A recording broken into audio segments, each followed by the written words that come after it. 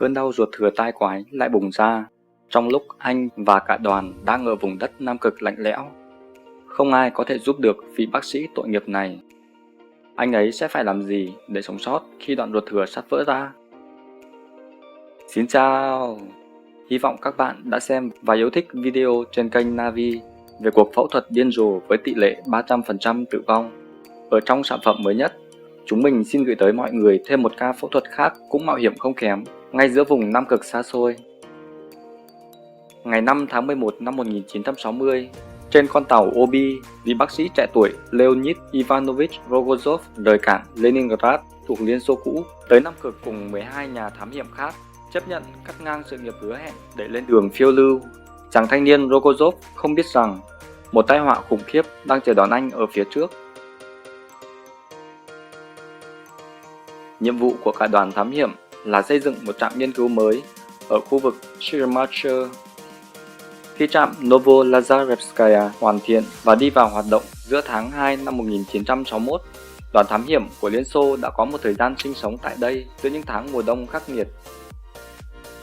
Mọi chuyện bắt đầu tồi tệ vào sáng ngày 29 tháng 4 năm 1961. Leonid Rogozov cảm thấy mệt, buồn nôn kèm theo triệu chứng sốt nhẹ, sau đó là đau ở phần dưới bên phải của ổ bụng. Các triệu chứng này kéo dài cho đến ngày 30 tháng 4, bắt đầu xuất hiện dấu hiệu viêm phúc mạc cục bộ và biểu hiện ngày càng rõ hơn. Sang buổi tối cùng ngày, cơn đau của anh đã trở nặng hơn.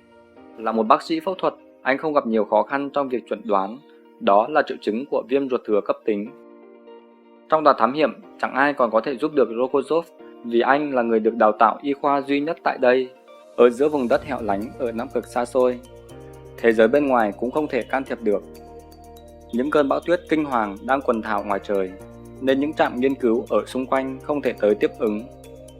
Việc di tản bằng trực thăng hay tàu biển càng khó khăn hơn. Tôi không ngủ cả đêm qua, đau đến thấu xương. Một cơn bão tuyết như quét qua tâm hồn tôi, rít lên như hàng trăm con chó rừng. Vẫn không có triệu chứng rõ ràng rằng ruột thừa sắp thủng, nhưng cảm giác ngột ngạt về một điều gì đó cứ treo lơ lửng trên đầu. Anh viết trong nhật ký: vì bác sĩ trẻ biết rằng ruột thừa có thể bị vỡ, và khi ấy anh sẽ không qua khỏi. Đứng giữa ranh giới mong manh này, Rogozov ban đầu định bỏ cuộc. Thế nhưng cơn đau ngày càng trầm trọng, buộc chàng trai phải thực hiện ý tưởng duy nhất có thể nghĩ tới, tự phẫu thuật cho chính mình. Điều đó gần như bất khả thi, nhưng tôi không thể giơ tay đầu hàng, vì bác sĩ chạy lòng. Nếu cứ tiếp tục cân nhắc và chờ đợi, tình hình sức khỏe sẽ ngày càng tồi tệ hơn. Rogozov vẽ ra một bản kế hoạch chi tiết với những đồng nghiệp về cách tiến hành ca phẫu thuật, giao nhiệm vụ cho từng người một. Nhờ các thành viên của đoàn thám hiểm, anh bố trí phòng mổ, bỏ mọi đồ đạc ra ngoài trừ giường, 2 cái bàn, một chiếc đèn.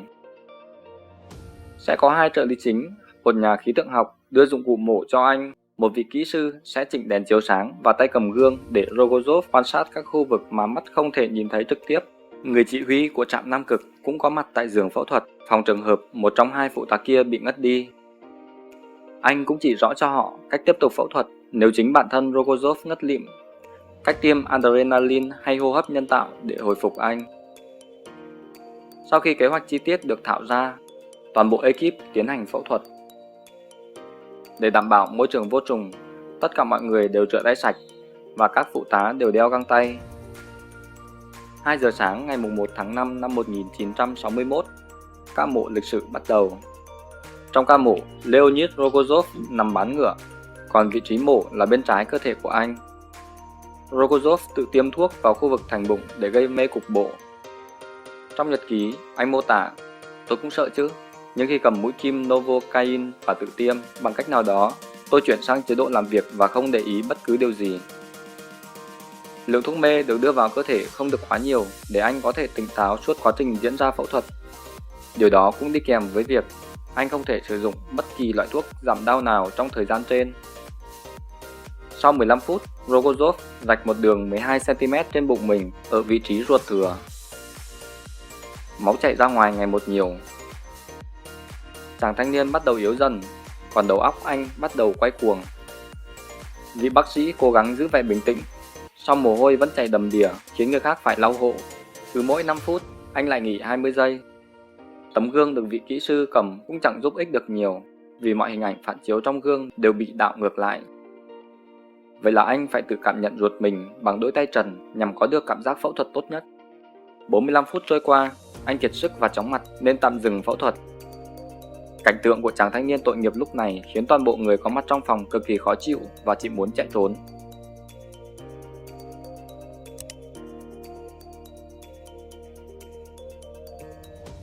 Sau ít phút nghỉ ngơi, Rogozov tiếp tục công việc. Và cuối cùng, nó đây rồi, mẩu ruột thừa đáng nguyên rủa. Tôi kinh hãi khi nhìn thấy một miếng ruột màu đen. Vết đen ở gốc của ruột thừa đồng nghĩa với việc nó sẽ bị vỡ trong ngày hôm sau nếu không được phẫu thuật kịp thời. Vậy là sau 100 phút tự mổ, Leonid Rogozov đã cắt bỏ được phần hoại tử rồi khâu lại vết mổ. Sau cùng, anh hướng dẫn cộng sự làm vệ sinh giúp mình cũng như dọn dẹp dụng cụ phẫu thuật. Chỉ khi căn phòng gọn gàng, sạch sẽ, vị bác sĩ mới dùng thuốc kháng sinh và thuốc ngủ. Các phẫu thuật kéo dài tổng cộng gần 2 tiếng, từ lúc anh bắt đầu vết rạch đầu tiên cho tới khi khâu đường chỉ cuối cùng. Tôi cứ nghĩ rằng mọi chuyện sẽ kết thúc thật tồi tệ, chàng bác sĩ kể, rồi tôi nhận ra, về cơ bản mình đã được cứu sống. Uống thuốc 4 ngày, sức khỏe Rogozov dần hồi phục. Các dấu hiệu viêm phúc mạc từ những ngày trước dần cải thiện. Sang ngày thứ 5, thân nhiệt anh trở về bình thường, rồi sau đó một tuần có thể tháo trị vết mổ. Trong vòng nửa tháng, người thầy thuốc 27 tuổi quay lại nhiệm vụ ở trạm nghiên cứu. Hơn một năm sau ca mổ lịch sử, đội ngũ chuyên gia Liên Xô rời Nam Cực. Ngày 29 tháng 5 năm 1962, họ cập bến cảng Leningrad. Ca tự phẫu thuật này của bác sĩ Rogozov khiến anh trở nên nổi tiếng trước công chúng Xô Viết đương thời. Ngày 23 tháng 6 năm 1961, Leonid Rogozov được nhà nước Liên Xô tặng thưởng huân chương cờ đỏ lao động vì những thành tựu trong nghiên cứu khoa học ở Nam Cực và vì anh đã thể hiện sự dũng cảm nổi bật trong cuộc thám hiểm phức tạp của Liên Xô. Vụ việc này còn dẫn đến một sự thay đổi chính sách, chính quyền bắt buộc kiểm tra sức khỏe rộng rãi đối với nhân viên khi họ được triển khai trong các cuộc thám hiểm tương tự. Cho tới cuối đời, anh công tác và giảng dạy tại khoa phẫu thuật Học viện Y khoa Leningrad. Ngày 21 tháng 9 năm 2000, bác sĩ Rogozov qua đời ở tuổi 66.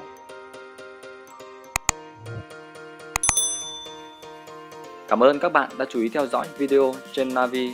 Thông qua câu chuyện tự mình phẫu thuật giữa Nam Cực lạnh lẽo, mỗi người chúng ta lại có thêm động lực, lòng quyết tâm và ý chí vươn lên vất vả trong cuộc sống.